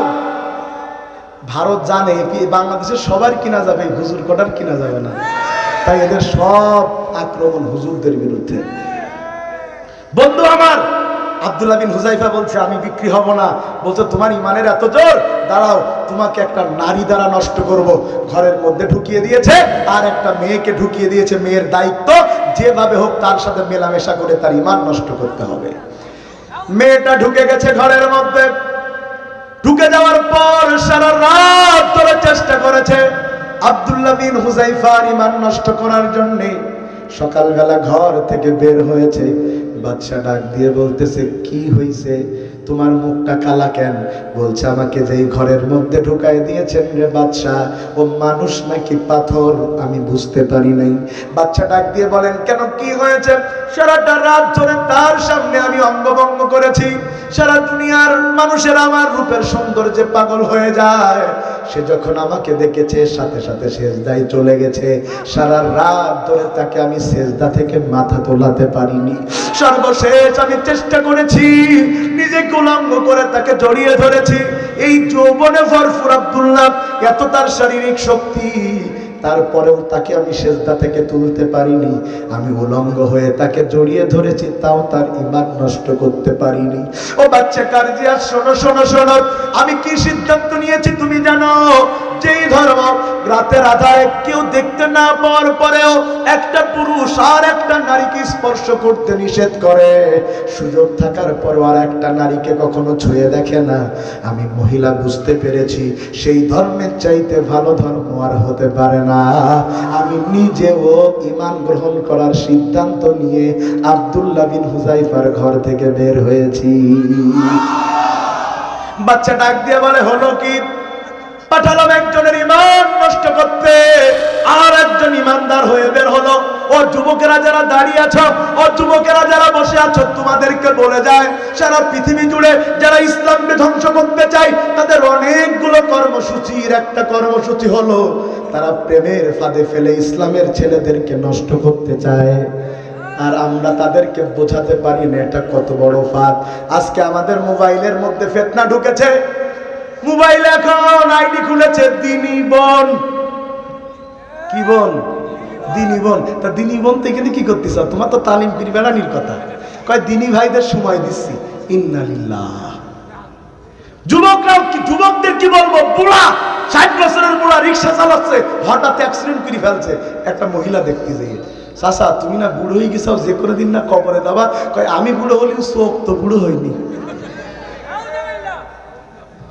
কথা কয় না কা? যুবক নারী দেখছে, হাত করে এই চোখটা নামা। কয় হুজুর মাসলা অনুযায়ী এখনো তাকান যাবে, এক পলক ফেলিনি, 5 মিনিট এরকম করে ধরে রেখে। ইসলাম কি বলে? ওই রাতের আধারে মোবাইলের মধ্যে সারা রাত অপরিচিত মেয়ের সাথে চ্যাটিং করে ফজরের সালাত পড়েছো, তোমার ওই ফজরের সালাতের কোনো দাম নাই। কথা বলছেন না কেন? গোটা দুনিয়া আজকে নারীদের ফিতনায় ডুবে গেছে। ওই ইলিয়াস আলী সাংবাদিক, সে তো বানিয়েছে যে হিন্দুরা পরিকল্পনা করে, হিন্দু ছেলেরা মুসলিম মেয়েদের সাথে প্রেম করে তাদের ধর্ম থেকে বের করছে, অথবা হত্যা করছে, অথবা ভারতে পাচার করছে। আর তোমরা প্রেম নিয়ে পড়ে আছো। জেনে রাখো, 21 শতাব্দীর বড় একটা চ্যালেঞ্জ হলো যৌবনের চ্যালেঞ্জ।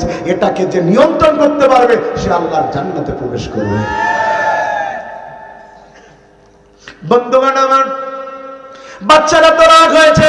বাচ্চা ডাক দিয়ে বলছে, অর্থ দিয়ে ঈমান নষ্ট করতে পারলাম না, আমার মেয়েকে বিয়ে দিতে চাইলাম, ঈমান নষ্ট করতে পারলাম না, সেনাপতিত্ব দিতে চাইলাম, ঈমান নষ্ট করতে পারলাম না, নারী দিলাম, ঈমান নষ্ট করতে পারলাম না, সর্বশেষ একটু রাজনীতি খাটাও। কি সেটা? আব্দুল্লাহ বিন হুযাইফার সবচাইতে কাছের মানুষটাকে ধরে নিয়ে চলে আসো। অনেক সময় আমাকে মারছে, আমি প্রতি স্বীকার করছি না। আমার সামনে যদি 5 বছরের আমার বাচ্চাটাকে মারে, অনেক সময় আমার মন নরম হয়ে যেতে পারে, যেটাকে বলে ব্ল্যাকমেইল। কথা কোন ঠিক না বেঠি? এটা হয় না, হয় না? তবে এটা সবচাইতে বেশি হয় বাংলা সিনেমায়। ঠিক বলেছেন, বুঝে না না বুঝে? আমাদের এলাকায় বলে হারামি। আপনারা কি বলেন? হারামি না ভিলেন? কথা কয় না, হারামি না ভিলেন? ডিপজল। কথা কয় না কা? চেনেন ডিপজলে? চেনেন? ডিপজল ধরে নিছে আপনাদের কিরা শাকিব খানের। কথা কয় না, ভালো করে বুঝেন। ধরে বলতেছে এই জমি লিখে দে, মিল ফ্যাক্টরি লিখে দে। তারপরেও জমি শাকিব খান লিখে দেবে না। তখন শাকিব খানের মার আর বোধ ধরিয়ে নিস, অথবা গার্লফ্রেন্ডে ধরিয়ে নিয়ে বলছে জমি লিখে দিবি না তোর মার মেরে ফেলবো। তখন তার মা বলছে, এই শাকিব খান, আমার জীবন যাইতে পারে, খবরদার জমি লিখে দিবি না। কথা ঘটে না? তখন দেখবেন কিভাবে কিভাবে নায়কের হাতের রশি খুলে যাবে, এরপর ভিলেনের সাথে ঢিসুম ঢিসুম মারামারি হবে। যেই না ভিলেন হেরে যাবে, গুলি করে যেই মেরে ফেলতে যাবে, সেই পুলিশ এসে হাজির, হ্যান্ডস আপ। কথা কয় না কা? এ দেশে সব কাজে পুলিশ আসে শেষে, খালি হুজুর ধরতে আসে আগে। এবার তো বুঝেছেন নাকি? এ আমার অস্কি বোঝা যাচ্ছে ভাই? ঠিক আছে বন্ধুগণ আমার, আব্দুল্লাহ বিন হুযাইফার কাছের বন্ধু, তার তো মা নাই বাবা নাই, সবচেয়ে কাছের বন্ধুকে ধরে আনা হলো। আব্দুল্লাহ বিন হুযাইফাকে বাদশা কারজিয়াস ডাক দিয়ে বলে, ঈমান ছাড়বা নাকি তোমার বন্ধুকে মেরে ফেললো? বন্ধু ডাক দিয়ে বলে, আব্দুল্লাহ, আমার মতো হাজারো বন্ধু চলে যেতে পারে, কিন্তু ঈমান যেতে পারে না। যাচ্ছে মোর সব নিয়ে যাও, ঈমান আমার নিও না। ঈমান ছাড়া ও গো প্রভু মরণ আমায় দিও না, না। যাচ্ছে মোর সব নিয়ে যাও, ঈমান আমার নিও না। এত রাগ হয়েছে বাচ্চা কারজিয়াসের, বলে তোর বন্ধুর দেখি তোর চাইতে বেশি ঈমান। ধরো ধরো তাকে, ধরে ওই যে টক টক করে গরম তেল ফুটতেছে, ওই তেলের মধ্যে আব্দুল্লাহর বন্ধুর পা গোড়ালি পর্যন্ত চুবায়া দাও। ও যখন গরম তেলে পা পুড়তে থাকবে সহ্য করতে না পেরে, যখন হাত পা লাফালাফি করবে, কান্নাকাটি করবে, এটা দেখে হয়তোবা আব্দুল্লাহ ঈমান ছেড়ে দেবে। কিন্তু অবাক করা ব্যাপার, আব্দুল্লাহ বিন হুযাইফার পা যখন তেলের মধ্যে চুবানো শুরু করা হয়েছে, সবাই অবাক করে দিয়ে কান্নাকাটি বন্ধ করে, হাত পা ছোড়াছুড়ি না করে, তার চেহারার মধ্যে মিষ্টি হাসির ফোয়ারা বয়ে যাচ্ছে। বাচ্চা বলল, নামাও রে। এই তুমি কি মানুষ নও? কি হয়েছে তোমার? তোমার পা পুড়ে ছারখার আমরা দেখতে পাচ্ছি, কিন্তু তোমার মুখে হাসি কেন? আব্দুল্লাহ বিন হুযাইফার বন্ধু ডাক দিয়ে বলছে, বাদশা, তুমি যখনই আমার পা ওই তেলের মধ্যে চুবায় দিয়েছো, ঠিক সেই সময় আল্লাহ আমার সামনে জান্নাতের 8টা দরজা খুলে দিয়েছে। জান্নাতের সুঘ্রাণ আমার নাকের মধ্যে এমন ভাবে প্রবেশ করতে শুরু করেছে রে বাচ্চা। জান্নাতের নাজ নিয়ামত আর সুঘ্রাণ দেখার ফলে আমার পায়ের কোনো যন্ত্রণা আমি টের পাই নাই। তার মানে যাদেরকে শহীদ করা হয়, যখন ওদের সামনে জান্নাত খুলে ধরা হয়, যত কষ্ট দিয়ে তারে মারা হোক না কেন, কোনোভাবে সে সেই কষ্ট বুঝতে পারে না। আপনারা আমাকে দেখতেছেন, আমার নাম ইনামুল হাসান বিন নূর। আপনারা তো শুধু আমারে খালি বক্তা বলে জানেন।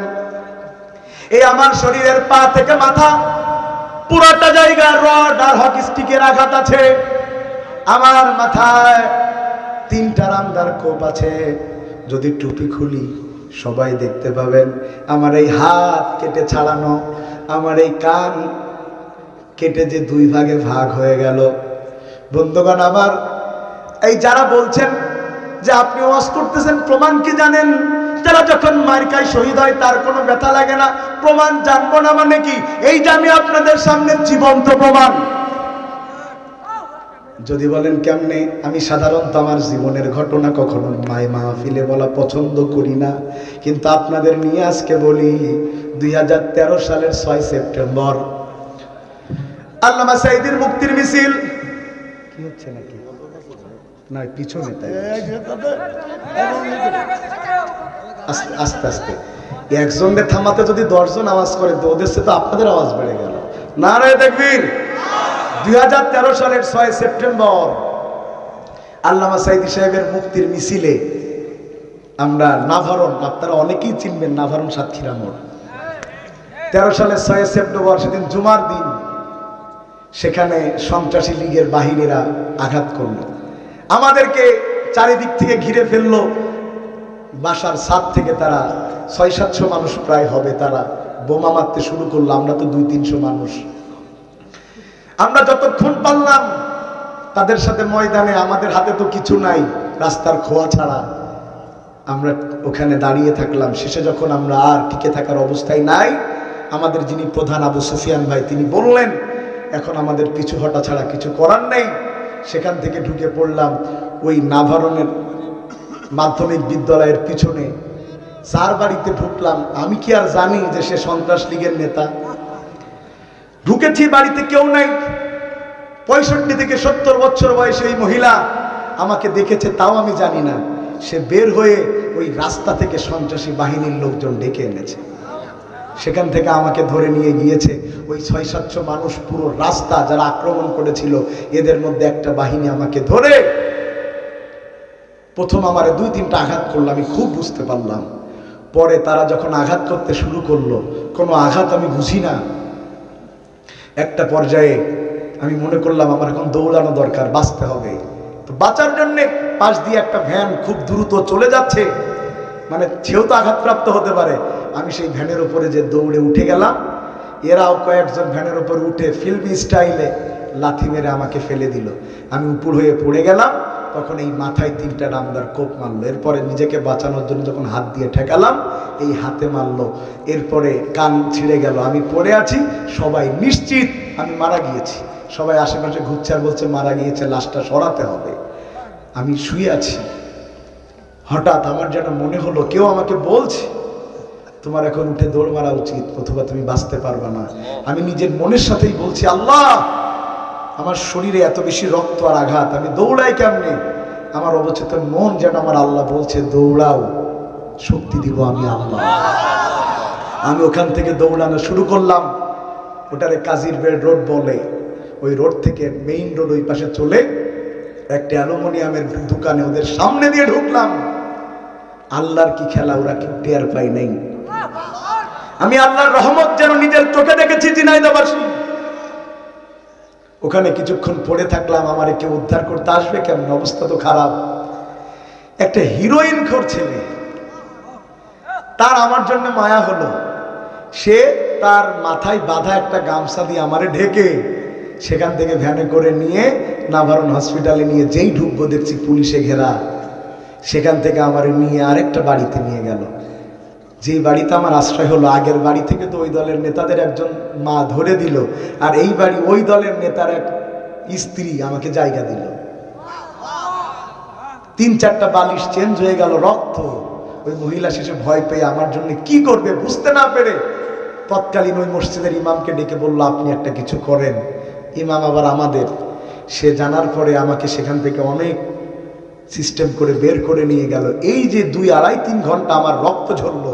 আমার নিজের ছোট ভাইটাও ছিল, সে ওখানে সেদিন মামলা খেয়ে 3 নম্বর আসামি হয়ে জেলে। তার মাথা ফেটে গিয়েছে, তারও শরীরে অনেক আঘাত। আলহামদুলিল্লাহ সে এখন ভালো আছে। প্রিয় ভাইয়েরা, সেখান থেকে আমার হসপিটালে নিয়ে যেয়ে আমার অপারেশন করতে হবে। রক্ত ম্যানেজ করে রেখেছে আমাদের আন্দোলনের ভাইয়েরা। ডাক্তার বলছে রক্ত কেন ম্যানেজ করেছেন, এর জন্য কোনো রক্তের প্রয়োজন হবে না। অবাক হয়ে গেছে আমার সঙ্গী সাথীরা যে প্রায় 3.5 ঘন্টা ধরে রক্ত ঝরেছে, রক্তের প্রয়োজন হবে না? বলছে না, হবে না। ওর যদি কিছু হতো, যে আঘাত একেবারে মাথার ঘিলু থেকে 1/2 ইঞ্চি দূরে এসে আঘাত থেমে গিয়েছে। আল্লাহর রহমত কারে বলে আমি নিজের চোখে দেখেছি। এরপরে মডার্ন হসপিটালে থাকলাম, নামটাম চেঞ্জ করে। বয়স তখন আমার 23, দিয়ে দেয়া হলো 35 দিয়ে থাকলাম। কয়েকদিন পরে গোয়েন্দা সংস্থার লোকজন জেনে গেল। আমাকে ভাইয়েরা বলল এখনই এখান থেকে পালাতে হবে, সামনে দিয়ে বের হলে। আমি বললাম আমার তখন এত অবস্থা খারাপ, কোনো খাবার খাইতে পারি না, ড্রপে করে পানি খাওয়াতে হয়। আমি বললাম আমি কিভাবে যাব? ডাক্তার বলছে বাঁচতে হলে হেঁটেই যেতে হবে। আমি উঠতে রাজি হই না। এরপরে আন্ডারগ্রাউন্ড ফ্লোর দিয়ে ওই অসুস্থ অবস্থায় হেঁটে ওই পাশে যাওয়ার মতো শক্তি আমার আল্লাহ দান করলো। ডাক্তার আমার বলেছিল আপনার যে অবস্থা, আপনি কোমায় চলে যাননি, এটা আল্লাহর রহমত। তবে আপনি চিকিৎসা কতদিন ধরে করতে হবে তা আমি বলতে পারছি না। প্রিয় ভাইয়েরা, এরপরে আর হসপিটালে আসতে পারি না। এখানে ওখানে অন্ধকারে আমার চিকিৎসা হয়েছে। মাত্র 3 মাসের ব্যবধানে আল্লাহ তাআলা আমাকে আবারও আগের মতো চলাফেরার তৌফিক দান করেছে। আমি আমার নিজের চোখে আল্লাহর রহমত দেখেছি। বানোয়াট শুনে খালি গল্প বলছি না। আমার আল্লাহ যদি চায়, বান্দার সহযোগিতা আল্লাহর চাইতে বেশি আর কে করতে পারে? আপনি ষড়যন্ত্র করলে আপনি ধরা খাবেন। তাকিয়ে দেখেন সাতক্ষীরার কালীগঞ্জে মহিলারা তালিম করছে ইসলামী আন্দোলনের পক্ষে। এক নেতা যে পুলিশকে বলল ওরা ওখানে জঙ্গি মিটিং করছে, পুলিশ এসে ধরে নিয়ে চলে গেল। নেতা বাড়ি যেয়ে দেখতেছে ওর বউ বাড়ি নেই। ও যে ওর মেয়ের বলতেছে যে তোর মা কই? বলছে মা যে পাশের বাড়ি কোরআন শিখতে গেছে। ও বলতে সর্বনাশ করি, পুলিশ তো আমি পাঠাইছি। তাড়াতাড়ি থানায় চলে যে বলতেছে ওইটা আমার বউ ছেড়ে দাও। পুলিশ বলছে তোরও ঢুকবো। বউ গেছে, হুশ পাও নাই। ভাই কথা কি বোঝাতে পারছি আমি আপনাদের? শুনেন, আঘাত যখন হয় আমার আল্লাহ নিজ কুদরতি রহমতে ওই আঘাত তাকে বুঝতে দেয় না। ভাই সুবহানাল্লাহ বলেন। তাইলে আমরা বলছি ভালো মৃত্যু আমরা সবাই চাই। কয় উপায়? জোরে বলেন না, কয় উপায়? 2 নাম্বার, যেন আল্লাহ আমাদেরকে শাহাদাতের মর্যাদা দান করেন, বলি আমিন। 3 নাম্বার যেটা বলবো গায়ে লাগতে পারে, কব। 3 নম্বরে ভালো মৃত্যু পেয়ে আল্লাহর জান্নাতে যাবে তারা ঋণ মুক্ত হয়ে। দুনিয়া থেকে বিদায় নেবে যারা। কি মুক্ত? আপনারা মনে করতেছেন এটা কোনো পয়েন্ট হলো? একটু পরে যে হাদিস বলবো আপনাদের লোম শিহুরিয়ে উঠবে। ওয়াজ করতে যেয়ে বললাম ঋণ আছেন কারা কারা হাত তোলেন। সবাই তুলেছে, 8 বছরের একটা বাচ্চাও তুলে। আমি বললাম বাপ তুমিও ঋণ? বলতেছে হ্যাঁ। আমি বললাম মঞ্চে আসো তো, ভয় তো আসবে না, মনে করতেছে মারবো দিনা করিস তাই। আমি বললাম তুমি ঋণ করলে কি করে বাবা? তা আমার অঞ্চলে বলে মালাই, আপনারা কি বলেন? আইসক্রিমটা কি বলেন? আইসক্রিম। তো বলতেছে মালাই কিনতে গেছি 20 টাকা দাম, 12 টাকা আছে, 8 টাকা নেই, আমার বন্ধু সাদিকের কাছ থেকে হাওলাত করেছি। তো হুজুর আপনি আমার বুকের না আব্বার কাছ থেকে নিয়ে শোধকে দুবান। কথা শোনেন, এখানে 1 টাকাও ঋণ নেই। কিটা কিটা হাত তুলেন দেখি। মাত্র এক আল্লাহর ওলি হাত তুলেছে, আল্লাহ আপনার কবুল করুক। নারায়ে তাকবীর। ও ভাই, ঋণ বাদে লোক নাই। শুনেন পয়েন্টটা মন দিয়ে, এ দেশের লোক যত না অভাবে ঋণ, তার চাইতে স্বভাবে ঋণ। কথা বলছেন না কেন? বাড়ি গাড়ির অভাব নেই, তাও রাস্তার পাশে 5 কাঠা জমি বিক্রি হবে, বলছে কিনাই লাগবে। ছেলে বলছে বাপ টাকা তো নেই, বলছে আমার পকেটে নেই তাই কি, ব্যাংকে তো আছে। এদেশের কত কোটি টাকা, 1000 কোটি টাকা ব্যাংক থেকে লুট করে সরকার দলের লোকজনেরা নিয়ে গেছে, আর কলা চোরের ফাঁসি হয়েছে। সবচাইতে বেশি টাকা নিয়েছে এস আলম গ্রুপ আর সালমান দেব রহমান দরবেশ। কথা কয় না কা? তার গ্রুপ। কথা কি শুনতেছেন আপনারা? বাবা যে টুপি দাড়ি দেখলি মনে হয় জান্নাতে চুরি করে দৌড় মেরেইছে। কথা কয় না কা? বক্তব্য দিচ্ছে, কোরআনে অল্প ভুল আছে, হাদিসে কিছু কিছু ভুল আছে। আরে এত বড় আল্লাহর ওলি, সরকার পতনের পরে দাড়ি নেই। কথা কয় না কা? কি নেই? পুলিশ শুনলো দুটো সরকারের 2 বড় নেতা পালাচ্ছে নদী দিয়ে, ধরতে গেল যে এখানে আনিসুল হকে ধরে নিয়ে চলে আসছে। আনিসুল হক বলছে আমার ধর্মী যাচ্ছে পাশে তো দরবেশ। বলতে কই চিনলাম না তো। বলছে ভালো করে তাকাও, দাড়ি কেটিস তো মাকন্দ বানা লাগতেছে, মনে হচ্ছে মালাউন। কথা কয় না কা? ওরও ধরে নিয়ে যাচ্ছে। তখন এবার দরবেশ বলছে আনিসুল হকের যে ভাই তুই যদি আমার নাম না বলতিস আমার তো ধরতো না, ছেড়ে দিত তো। বলছে অতটা সোজা না, দেশে ক্ষমতায় ছিলাম একসাথে, জেলও খাটবো একসাথে। হাজার হাজার কোটি টাকা ফাঁকি দিয়েছে এক ভূমিমন্ত্রী, বাইরে 620টা বাড়ি করেছে, আর এক মন্ত্রীর বোর কাছে বাড়ি যেয়ে দেখে 18-20 কোটি টাকা। কই এত টাকা পেলে কনে? কই টিউশনি কই জমাইছি, টিউশনি করি। বাবা এই যে কোন জায়গায় মনে হয় বিল গেটসের মেয়ের পড়ায়। কথা কয় না খা? টিউশনি করে কত টাকা জনগণের ফাঁকি দিয়েছে। ওই রাস্তায় সরকার দিয়েছে 20 কোটি টাকা খরচ করার জন্য। বাবা উনি রডের বদলে বাঁশ দিয়ে 5 কোটি টাকায় রাস্তা কমপ্লিট করে ফেলে 15 কোটি টাকা ব্যাংকের মধ্যে ঢুকে দিয়েছে। কথা বলছেন না কেন? মনে করছে এই টাকা কে নিবে? শোনেন, এই রাস্তা দিয়ে যে 50 লক্ষ মানুষ চলার কথা ছিল, ওই 50 লক্ষ মানুষের কাছে আপনি ঋণ হয়ে গেছেন। কিয়ামতের দিন নিজের শরীর থেকে কেটে কেটে সেই ঋণ পরিশোধ করা লাগবে। কথা বলেন না কেন? এটা তো গেল বড় লোকের ঋণ। গরিব লোকের ঋণ দেওয়ার জন্য আবার আছে সমিতি আর কিস্তি। আপনাদের আছে গ্রামীণ, বিরাট, আশা, নিরাশা, ঠেঙ্গামারা আছে। ঠেঙ্গামারা আছে। এরা আবার লোন বিলকিসির বাপের দেয় না, বিলকিসির মার দেয়। কথা কয় না কা? কার দেয়? জোরে বলেন না, কার দেয়? বিলকিসির মার দেয়। বিলকিসির মার বাপ যে ঝিনাইদার থেকে 30,000 টাকা ঠেঙ্গামারার থেকে লোন তুলে নিয়ে, ঠেঙ্গামারার লোক থাকলে আবার মামলা দিবেন আমার নামে, ঠেঙ্গামারাতে টাকা তুলে নিয়ে চলে এসছে। আসার সময় কোটচাঁদপুর বাজার থেকে বলছে অনেকদিন ভালো মন্দ খাইনি, কিছু কিনা যাক। ও 8,000 টাকার বাজার করে ফেলি। টাকা তুলিস কত? বাজার করিস কত? আছে কত? পরের দিন সকালে ছেলে কাঁদতেছে, সবার মোবাইল আছে খালি আমার নেই। ওর বাপের তো পকেট গরম না, বলছে তুই আমার ছেলে, তোর মোবাইল থাকবে না মানে? পকেটে 13,000 টাকা বের করে দিয়ে মোবাইল কিনে বাড়ি সারা রাত ধরে মর্জিনার সাথে চ্যাটিং করতে।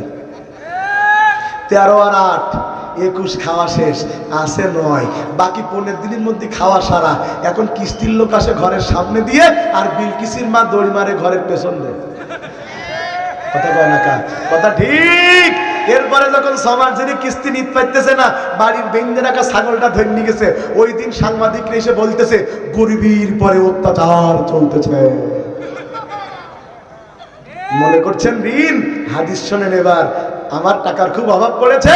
আমি ভাইরে বললাম, ভাই আপনার বৌমা খুব কি বলে, হ্যাঁ বৌমা খুব অসুস্থ, 20,000 টাকা দেন, ডাক্তারের কাছে যেতে হবে। হুজুর মানুষ দেখে আমার দিল, আমি হাত পায়ে ধরে নিয়ে গেলাম। এরপর উনি টাকা ফেরত চাইতে আসে, আমি আর দিইনি, নেওয়ার আগে আমি পায়ে ধরিলাম, এখন টাকা ফেরত নেওয়ার জন্য উনি পায়ে ধরতে বলছে, হুজুর দেন, পায়ে দুটো ধরি, আমার অভাব, তাও দিচ্ছে না।